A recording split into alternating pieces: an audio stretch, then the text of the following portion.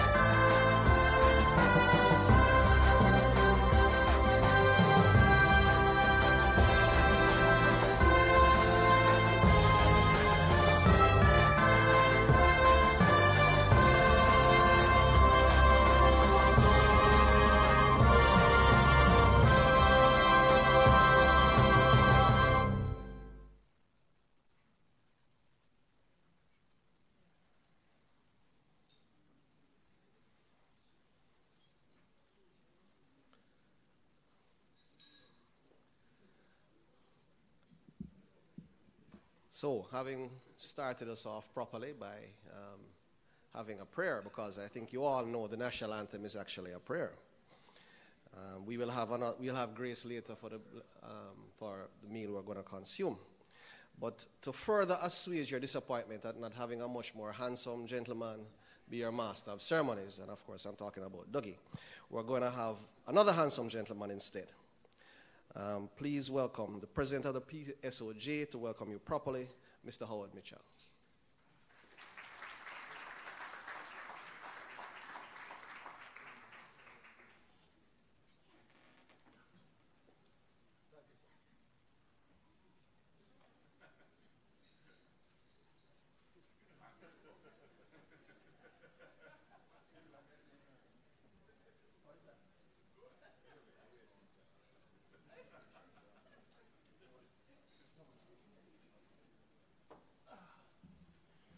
I'm sorry, it's an obsession.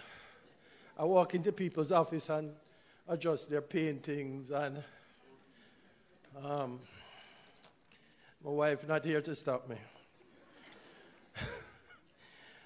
Good morning, Mr. Master of Ceremonies, Mr. Robin Levy, who in my personal and humble opinion is much better looking than Dr. Ray. Thank you very much for standing in. I'm advised that the Honorable is running a bit late, so we'll see salutations. Right? But I want to welcome the Honorable Mrs. Favour Williams, who is the most burdened portfolio minister without portfolio that I know. But I want to especially welcome you, ma'am. Your commitment and your attention to your duties is noted and appreciated. Thank you for being here. Mr. Mark Golding, opposition spokesman on finance, who we're going to have to hold up today because he's sleepy, having been in the vineyards all night. Welcome, sir. Past President Zaka, welcome. And CEO of Sagicor, in a dual capacity. We're glad to have you here. Distinguished ladies and gentlemen, sponsors all, and the public bodies represented here today, and the media, thank you for being here. I won't detain you long because I know that we're a little late in kicking off. It is my pleasure to welcome you to the Public Bodies Corporate Governance Awards. These awards that are staged by the private sector organization of Jamaica in partnership with the Ministry of Finance and the Public Service are aimed at developing a badly needed culture of adherence to the principles of good corporate governance amongst public bodies. And as a secondary motive, raising the general level of awareness and sensitivity to the need to be good stewards of other people's assets. For decades, the PSOJ has championed the need for good governance in the private sector. The organization's position on accountability, transparency, and governance across the private sector is well documented. The chairperson of the PSOJ's Standing Committee on Corporate Governance can attest to the vast number of hours of training that have been invested in raising the standard of governance in the private sector. And while we are at it, I would like to compliment our local stock exchange in being a strong partner and giving a testimonial on a daily basis to the growing culture of governance that is developing within the private sector.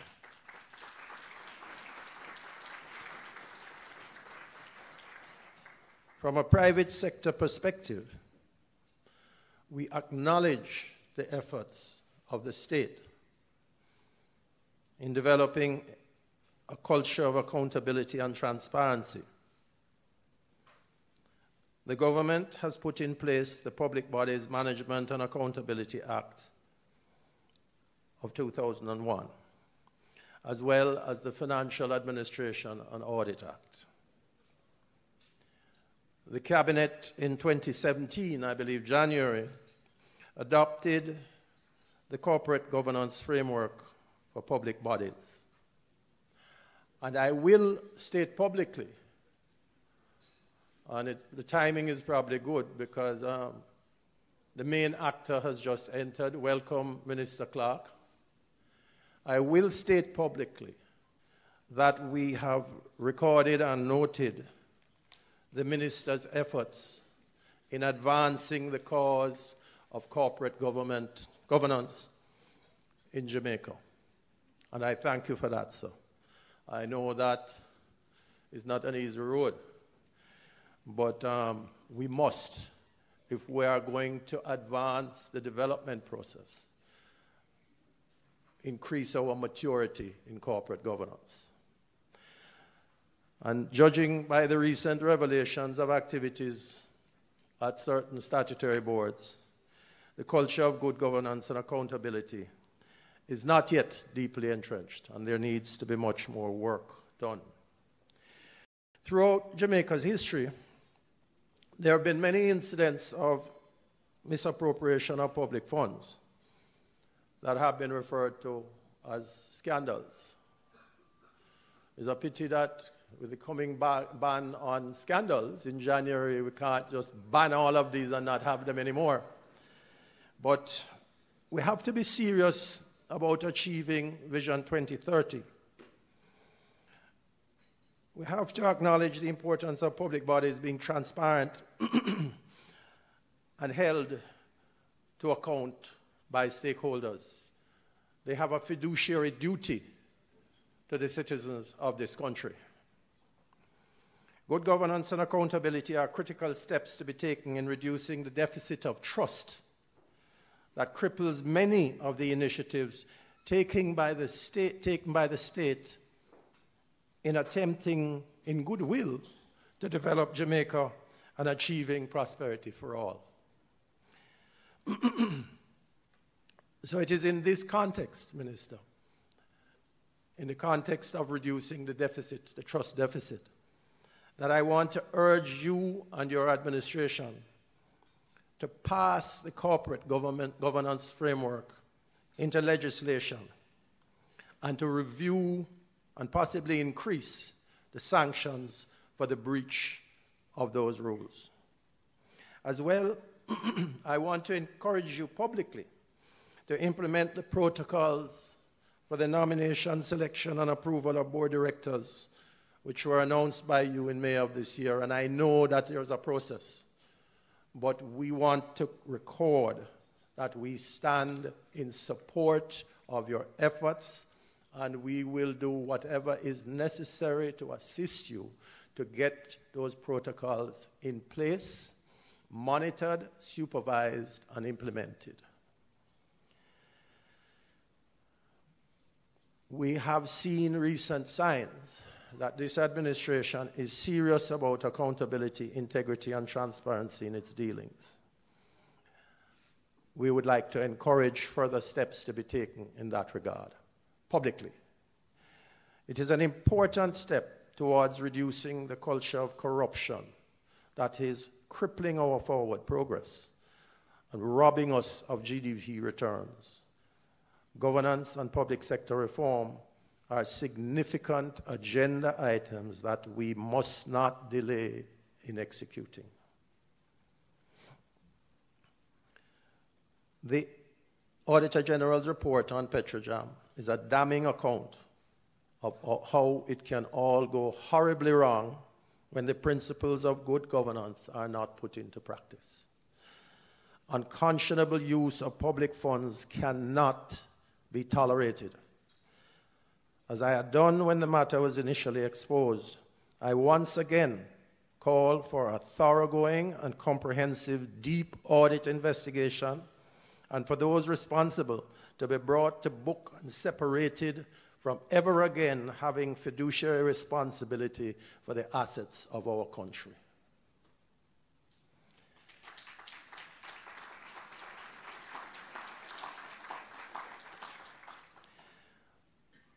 The reason we are here today, however, is a testament to the fact that hope is not lost for governance practices in the public sector. The public bodies represented here today and who will be awarded for their performance in areas such as board composition, function and structure, corporate governance policies, compliance and disclosure, and risk management and control, are examples that achieving high standards of governance in every public body is not an impossible dream. It is therefore imperative that we hold those entities up for public recognition and respect, and that we encourage others to do the right thing every time. Our wonderful country deserves to be managed with honesty and dedication and efficiency. So I want to record my assurances of the highest respect and my congratulations to the entities being awarded this morning. Please continue to be an example for the public sector and society, and play your part in educating and encouraging others who have not yet achieved similar governance standards. Thank you very much and welcome.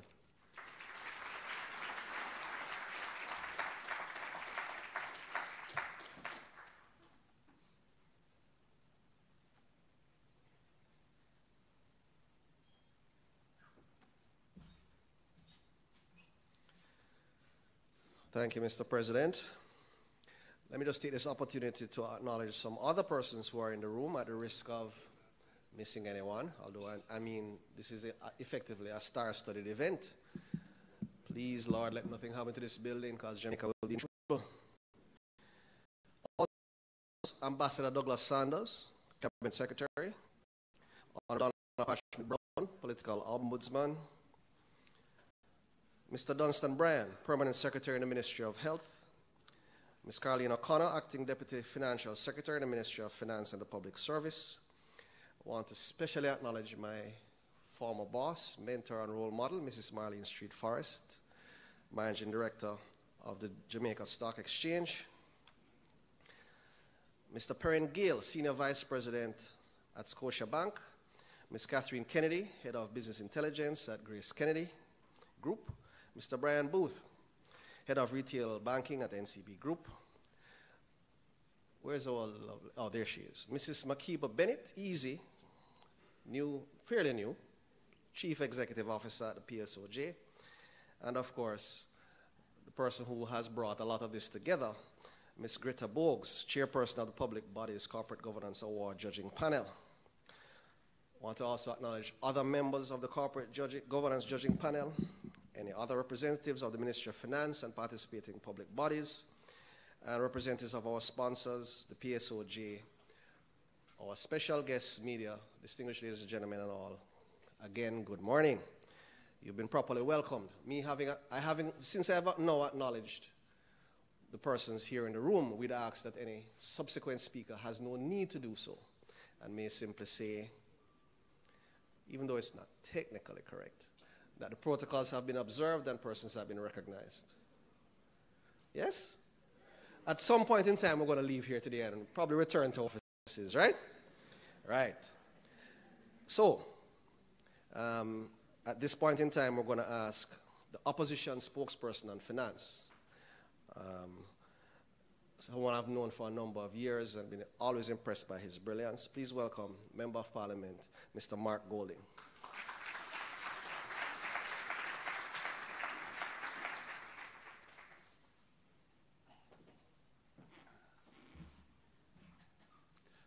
Thank you, Mr. Master of Ceremonies. Minister Clark, Minister Williams,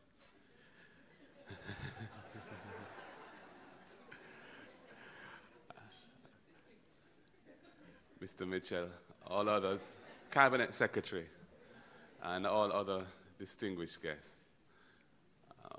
What was the formulation? All protocols having been observed? Yeah. I must tell you, I'm not accustomed to giving remarks in the frame of mind that I find myself in this morning, because I was, I think, in Parliament from 10 a.m. till midnight yesterday on two different, somewhat remarkable ventures. And I woke up this morning somewhat dreading having to come and attempt to give remarks. But nonetheless, when I see the August gathering here and how well attended this event is, it is indeed an honor to have been given this opportunity, and I thank the organizers for facilitating that. Corporate governance in the public sector is a burning and pressing issue. There is a corporate governance framework which was developed over at least the last 8 years. I think the work had commenced in the Bruce Golding administration. It was continued in the Portia Simpson Miller administration. The document was, I believe, finalized. But as a mere framework, it is really of unclear standing in terms of the bindingness or compulsoriness of its adoption and implementation. And the truth is that it has not been adopted or implemented, certainly not across all aspects of all parts of the public sector. Some agencies or departments or public bodies may have done so, and others clearly have not. And until it is given some kind of mandatory status in law, I think it will continue to be ignored where it is considered inconvenient, or the particular persons who are the decision makers don't feel that it's the right approach. And as we have seen in recent times, and going back from before recent times, there is a grave danger in not having solid governance principles apply and be followed in entities that are charged with responsibilities of a public nature, including the management of public assets. As has already been mentioned, the Petrojam and PCJ report from the Auditor General is an absolutely damning indictment on the total lack of governance structures and governance approaches to the handling of what is actually, I think, the largest business enterprise in Jamaica in terms of turnover. Or it's not, if it's not the largest, it's certainly one of the top 3. And it's the largest in the public sector, I believe. It's a litany of woes that have taken place in those organizations. We had a PAC meeting yesterday morning, began at 10 a.m. until it was aborted at about 10 to 12 in unfortunate circumstances. But in that meeting, more came out about the effective blocking of the internal audit function within the PCJ group from operating in a robust way so as to protect public assets. This is obviously, therefore, a critical time for us to be united around moving forward in a positive direction. We will support, as an opposition, the efforts of the PSOJ to lobby the government, and indeed of the government itself, in elevating the corporate governance standards to a mandatory, to becoming mandatory. We recognize that the devil is sometimes in the details in these things. Directors are selected, the pool from which they may be selected, and how that pool is expanded over time, and so on. These are important matters on which there may be further discussion. But in principle, it is very important that we move ahead from where we are and where we are coming from. The erosion of public trust that comes with the exposure of the kind of things that have gone on in that ministry is severe. And Jamaica has real problems. And if we are to overcome them, it requires some level of trust and confidence that our leaders are acting in the best interest of the people and not just of themselves or the political cronies. And it is not just about public assets and money. It's the nepotism in recruitment, where persons who are not qualified and are not even meeting the stated requirements for important positions are inserted into the process and circumvented, and other persons who are qualified are circumvented and excluded. That has been happening in several of these agencies, not limited to the Petrocam group, the PCJ group. These things are equally dangerous and damning and erode public trust. So we can't just focus only on how transactions and assets and revenues and expenditures are managed. It goes to human resources and recruitment as well. So having this kind of process in place now where public bodies are assessed and those that are doing well in the governance area are recognized is important.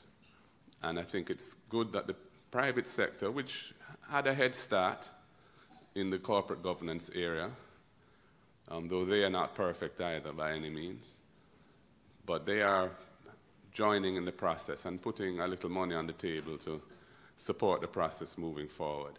And I think that kind of partnership is a very good thing, and we support it.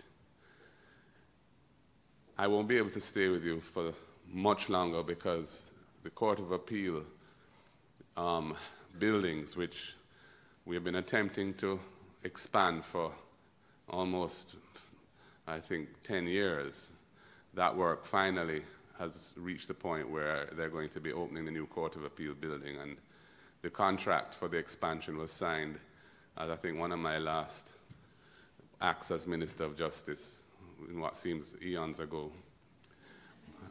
And I was very kindly invited by Minister Chuck to attend the opening, so I have to leave shortly for that. And Minister, I'm sorry I'll miss your address, but I know it will be eloquent and erudite as always. Thank you very much, ladies and gentlemen.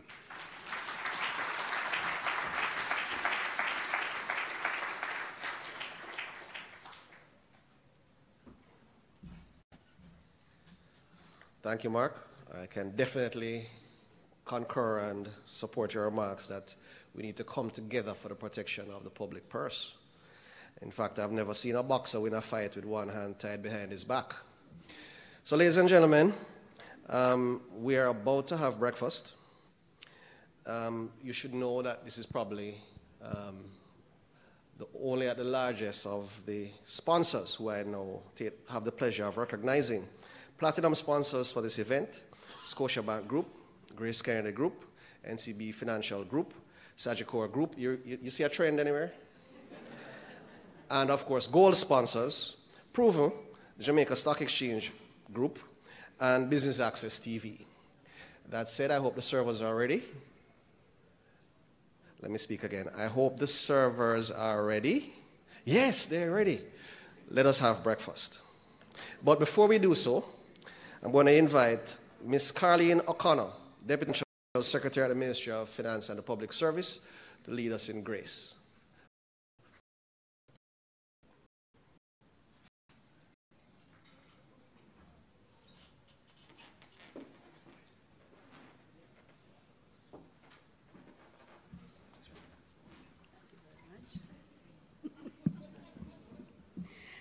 Ministers, Minister Clark, Minister Williams, ladies and gentlemen, good morning. Thank you all for being here, and I'd like to take this opportunity to thank our sponsors who are on board, supporting us as we work towards improving corporate governance practices within the public bodies.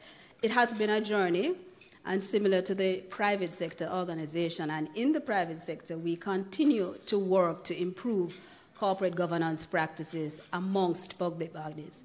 And this morning, I'd like to especially thank those public bodies who are doing well and those who have taken the opportunity to enter the awards this year. I'd like to give you a big thanks. And let us now pause for grace. All good gifts come from God. And Father, we'd like to thank you today for the gift of life. We'd like to thank you for the opportunity that you have given us to serve, Lord. You have given us all intellect, and as we are here pooling our various intellect and our experiences from different places, we'd like to thank you for that, Lord. And as we are about to participate in this meal, we ask that it is used to strengthen our bodies, and that we will look with hope towards the future and hope for Jamaica, land we love. Bless the meal that we're about to have. In Jesus' name we pray. Amen.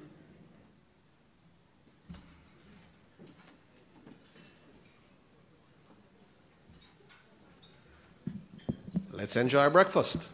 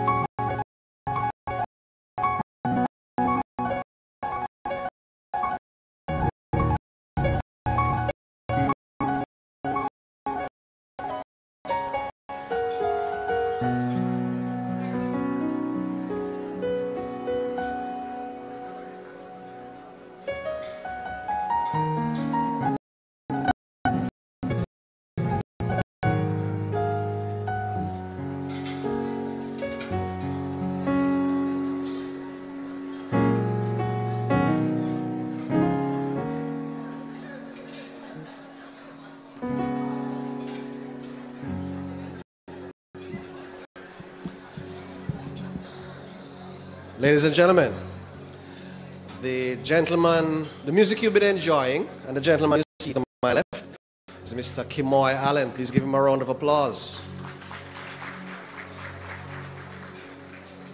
One day, when I grow up, I'm going to learn to play a musical instrument. Joining him now, however, please welcome Yvette Callum.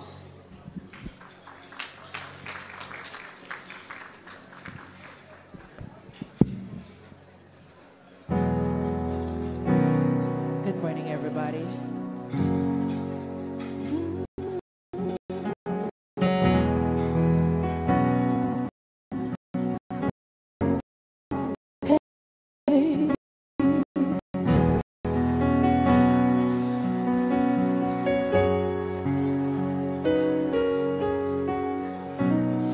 Have you ever reached the rainbow's end? Did you find your part of gold?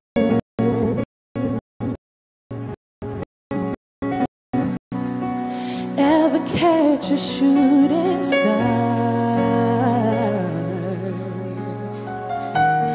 Tell me, how high did you soar?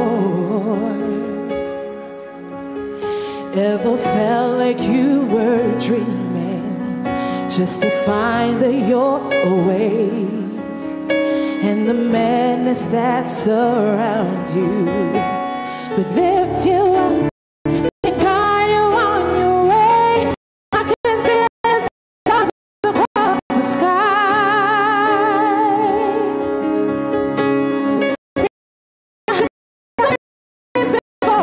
Now finally realize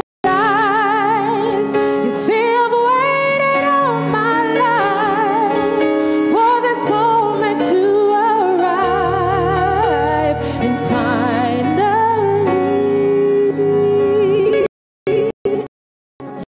I believe.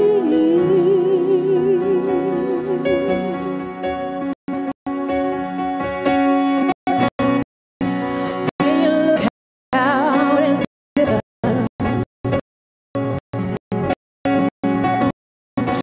you see it never was so far.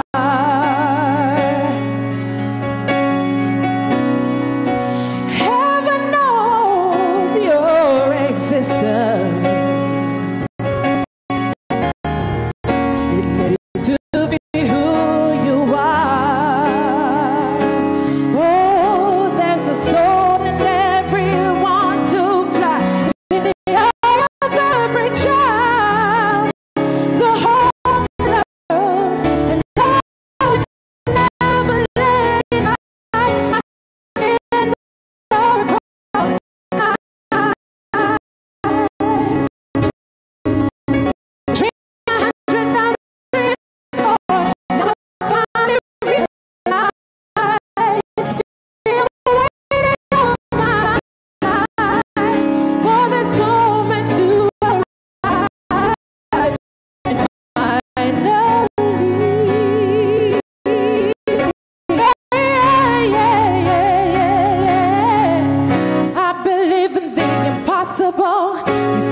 reach deep within my heart, overcome every obstacle, let its dreams fall apart.